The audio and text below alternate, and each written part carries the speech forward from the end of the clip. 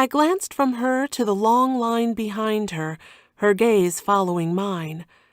She frowned as she straightened.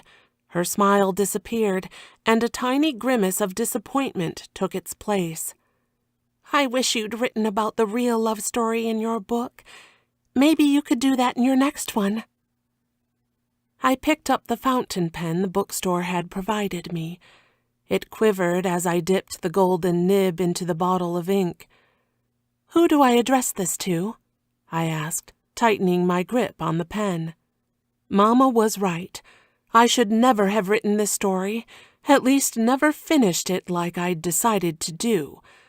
I should never have agreed to sit in this bookstore calling it a work of fiction instead of the story I thought I was meant to live, the story someone else ended up living for me.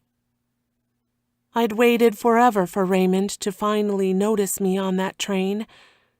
I was mostly average the way I looked, only fairly pretty, tall with light brown hair, slender, and dressed the same way every other young female dressed after the war. Mama said any young woman, all young women in fact, who wanted to be a bride and to catch a good husband in this shortage of men had to look the part of an upstanding lady in order to be chosen. I figured that was why Raymond never noticed me at first.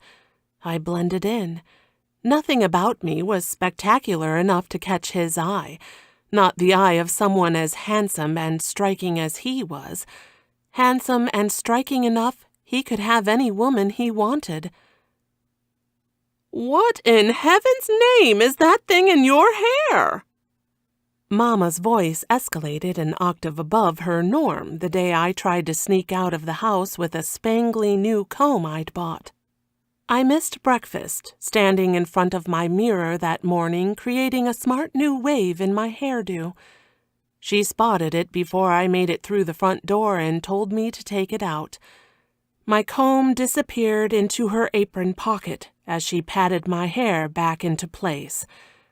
"There," she'd said, as she sent me off plain and simple, blending into the scenery. Hadn't Raymond just come home from a war where everyone blended in? He would never notice me. His eye had been trained to detect the one thing that was different, the unusual, the thing that stood out from the scenery that all looked the same. "Amelia," the young woman in front of me rescued me from my thoughts.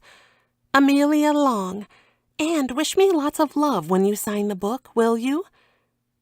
A faint blush dotted her cheeks. "I really did adore your story, even if it wasn't real. As soon as I read your first line, 'Want to see a picture of the girl I plan to marry,' I was hooked. How did you ever think of that? You're very clever and talented. Are you married?" I bent over her book. "To a lovely young woman, Amelia Long," I wrote. The sharp nib of the pen scratched out the sentiment, etching it into her book forever. "That's nice." Amelia tipped her head sideways and read the salutation. "May love find you or you find it, whether on a train, a plane, or on the sidewalk outside your own home. Sincerest wishes, Martha Cole." "That's beautiful." Amelia took the book from my hands and twisted it her way to read it again. Her face glowed far brighter than the lights that hung above her, far more than the lamps situated on small tables around the store. "Thank you." She clutched the book to her breast and hurried away. "You didn't answer her question." The next woman stepped forward, her eyes exactly like Amelia's, exactly like mine were at one time. This woman was slightly older, wizened in a tired sort of way, but that longing still evident as it spilled from her glance. "She asked if you were married." "Engaged," I replied, taking the copy of my book she handed me. "I'm engaged to a man named David Tidwell."